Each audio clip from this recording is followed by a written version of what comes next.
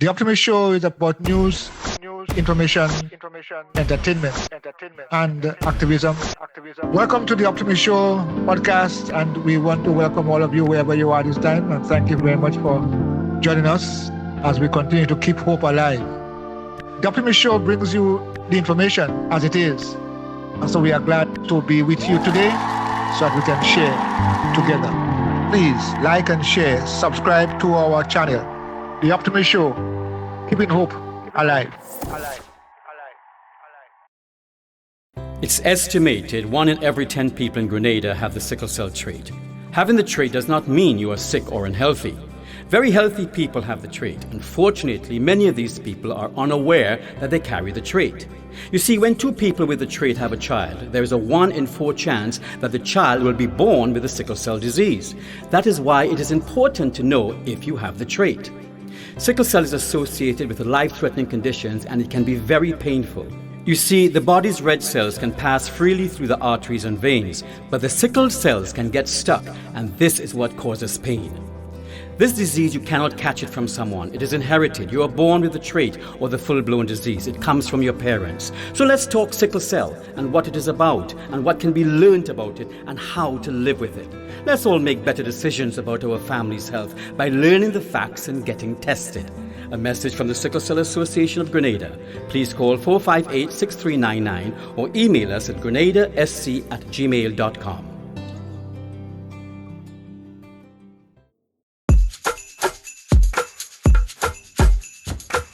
Welcome again, and welcome back to the Optimist Show podcast. And we are here.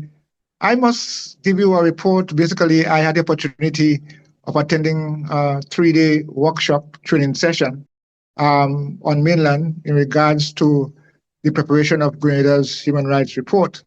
It has to present to the United Nations in May of this year. And there were several organizations and ministries represented at that training session. And while there, I had the opportunity to speak with the Ombudsman, Grenada's Ombudsman, Mr. Ronnie Marisho, and he explained what are the responsibilities of the Ombudsman's office. He himself is the Ombudsman, and so I'm going to have a conversation with him as we talk about what is necessary, what is important, and what is required of us as Grenada to share our human rights report for the past 4 years. So, I welcome Mr. Marisho. All right, with me here this morning is Mr. Ronnie Marisho, who is head of the Ombudsman Office. In fact, he is the Ombudsman here in Grenada. And he's all one of those who attended the training that was conducted by the Commonwealth Secretariat, reviewing and looking at Grenada's Human Rights Report. Good day, sir. How are you doing? I see a good smile. How would you describe the training that we had here during the past 3 years? Well, good day, Brother Coy. It's been, so far, it's nearly finished, but it's been a wonderful occasion, wonderful opportunity to gather for 3 days to talk about human rights and Grenada's role in ensuring that all citizens get rights, the rights are being granted and meted out to them. This workshop, 3-day workshop, hosted by the Commonwealth Secretariat and in collaboration with the Ministry of Foreign Affairs, bring together different stakeholders, very important stakeholders in the country, from the government and ministerial side to the private sector and all the different civil society organizations. And Ombudsman Office is a very critical part of this whole makeup. And I'm happy to be here as Ombudsman to follow, to listen, and to contribute as well as to where we are, what we need to do to improve the situation for our people, and steps to be taken with the support from the partners of the Commonwealth Secretariat to move more aggressively and more meaningfully in the whole realm of ensuring that all our citizens, not just some, receive human rights. It's been a very enlightening experience. We have talked a lot about our shortcomings, what we have done, what we have not yet done, but we are at least not making blame the issue. We're trying to start again, re-energize, and refocus. And the hope is that in the next year or two, certainly not far from now, we will see some meaningful steps taken. Because we have a lot of issues. We talk a lot about the times of COVID and all the hindrances that came up with COVID. But now that we are in the 2025, it's time for us to really move forward and make ourselves a presence known. And most importantly, the work of human rights, ensuring human rights to all our citizens become a reality. So I'm happy to share and to recommit and to be working together in collaboration with all these stakeholders. Each one is important and each individual is important in this country. So I'm happy to share. You speak about being the ombudsman here in Grenada. Just briefly tell our viewers what is the work and function of the ombudsman and the ombudsman's office. Yeah, the ombudsman office has been established since 2009. So we just in October last celebrated 15 years. We have learned and we continue to learn about our role. Our role, according to the Act, certainly speaks more to maladministration. That's the first step. Maladministration meted out by government, especially government ministries and departments, to the citizens. We hear complaints from the general public not only against government ministries, but against private sector. But most of it that come to us will have to come through the Ministry of Labor. We don't have much to say to the private sector, but we might take up a person who has a private matter in the private sector, for example, with paying and so on, and pension and so on, with the Ministry of Labor, whose role will be to directly work with them. But I think the time is coming and should be here already, where we perhaps could give us more authority, more teeth, and more staff as well to deal with not just maladministration, but injustice. Especially with terms to the rights of citizens. So at the moment we are here after all these years. I certainly hope, because I've been ombudsman for the past 3 years. I worked here in the ombudsman office before, for several years before, but I am ombudsman for just over 3 years, and I'm hopeful that I could work together with the Ministry of Foreign Affairs, with all the ministries, but Foreign Affairs because that's a ministry that would push together with legal affairs, the move towards establishing a human rights institution, which has been spoken about for a long time. And I hope that this will be a new thrust, a new energy will be put into it, that before too long we'll be able to do that and get the appropriate staffing and so on to deal with human rights issues. But every person is got to start small. We can't just get to where we want to be without starting small. But I think the time has come, and I am hopeful that we'll be able to do this and work together on a local level, on a regional level, because there are human rights institutions and ombudsman offices in the region, and international level. So I'm hopeful that this start of the 2025, we are here and looking forward to movement towards all that needs to be done to bring about this new phase in Grenada. Well, thank you so very much, and wish you and the staff all the best for 2025 and beyond, and looking forward to working closely with you. And I appreciate the fact that you are giving our citizens the confidence that we need to access justice, because there are times things that happen to citizens and we don't know where to go, what to do, and how to respond to it. Right. And just in closing, I want to just say to our viewers that the Ombudsman Office is where you have to go in case you have any issue with government, private sector, or generally where, as Mr. Maheshwar just said, malpractice is taking place. So once again, all the best, and take care of yourself. Thank you for having me. I'm looking forward to coming to Carriacou at some point. Cheers. Thank you. Equal rights, justice. And this is an urgent call to all citizens. The Grenada Human Rights Organization, GHRO Incorporative, is engaging all nationals. Getting to know your rights is your civic responsibility. So join the GHRO team. Let's promote and create greater awareness on abuses and violations within society. Stop the Abuse Initiative, protecting the rights of the marginalized and the vulnerable. Human rights and social justice belongs to all the people without discrimination and victimization. So together, let's promote and protect our rights. Stop the abuse against children, the elderly, all marginalized members of society, those living in poverty, all citizens. Join the movement. Email grenadahumanrights@gmail.com. Telephone numbers 473-419-5479 and 407-4597. And equal rights and justice.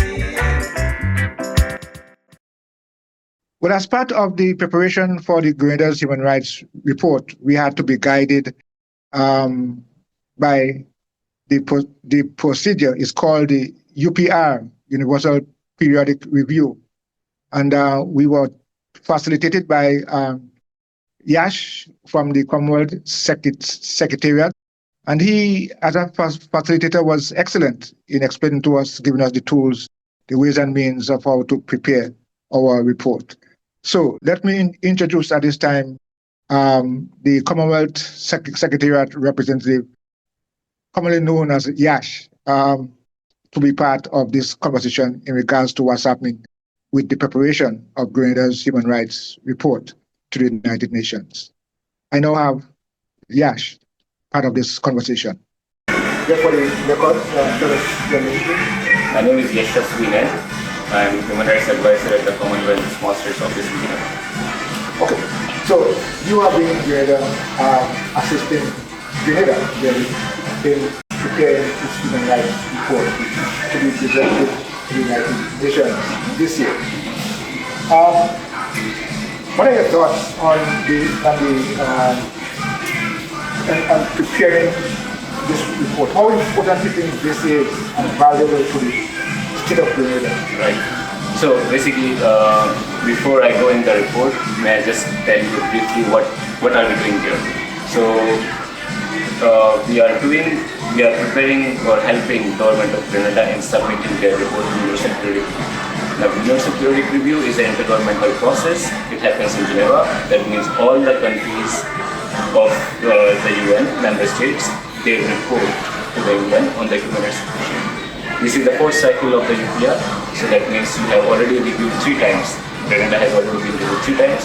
This is the fourth cycle. Your report, your review will take place in Geneva in May.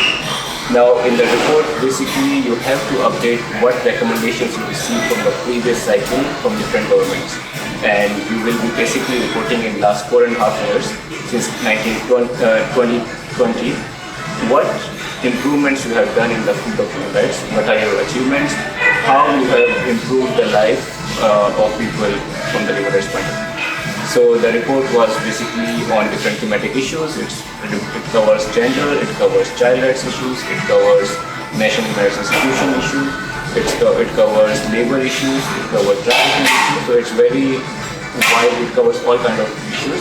And government has to give update on what they have done on those recommendations which we gave this year. And it's an international obligation they have to submit this year. So it's an obligation you just said? Yes. Why is it important for countries to submit a report? So it is really important because the thing is, if you have everybody, all the countries, they are doing a lot of human rights work, but if you do not report, that means you are not assessing yourself what you are doing. What are the challenges? What are the gaps in your protection? And when you do this kind of report, like as you saw, you had all the ministries who were here, and you heard from different ministries what they are doing. So, and sometimes you also understand what are the areas where you didn't do anything in last 4.5 years. So this stock taking exercise is really important for countries to understand where they are missing, where they can do it better, and how they can improve their human rights. What are your thoughts on the participation? How do you think those who attended this engaged in the process? It was really interesting because as on the first day we understand that there were many of the members of the ministries, departments and agencies, it's their first time. Many of them were not aware of this process. So it was really interesting to see how engaging they were. They were asking questions, which is good, because if you don't ask questions, you don't understand the basics. So I really enjoyed the discussions with them. They had questions which we could answer, and more questions you ask, that means you are more interested and you want to understand more. And by the end of the day, I believe they had a good understanding of why we were here, what is the need of reporting, why do we have to do all this work and report to the UN. Finally, it was not only the government ministries and agencies that participated in this training. We had civil society organizations that participated. What is the role of civil society? Right. So civil societies are the integral part in any kind of reporting process. So whether it's the universal periodic review for the UPR or the SDGs or the treaty bodies, when you submit the report, when countries review you or the treaty bodies review you, they base the information on the national reports submitted by the state, as well as the alternative reports or shadow reports submitted by the civil society. And the third is the information they receive from the UN. So civil society has a key role to play because they can provide actual information, what they believe has been happening over the years, because government is monitoring from their point of view, civil society is observing and monitoring from their point of view. So sometimes they need not to be on the same page, but it's good to have different perspective and also to get the civil society's point of view because they are also in the ground. So they can tell, okay, this is something which is missing, this can be improved. And it was really good to see the different ministries and civil society working together and sharing information and trying to identify the challenges and also the solutions. So it was really refreshing to see everyone together in the same group. And that's the process about the event. Thank you very much. I appreciate the conversation. I'm looking forward to see you back here again. Continue the process. Thank you. Thank you. Well, that's it. A conversation I had with Yash and in regards to the Human Rights Report from Grenada. As you know, the Optimist Show gives you reliable, accurate information. So you can always depend on us to bring the news for you and to you. All right, well, I want to remind you that you need to subscribe, you need to like and share as well, and as well as to leave a comment so that we can know your thoughts and your ideas. So until we meet another time, we are out for the time being.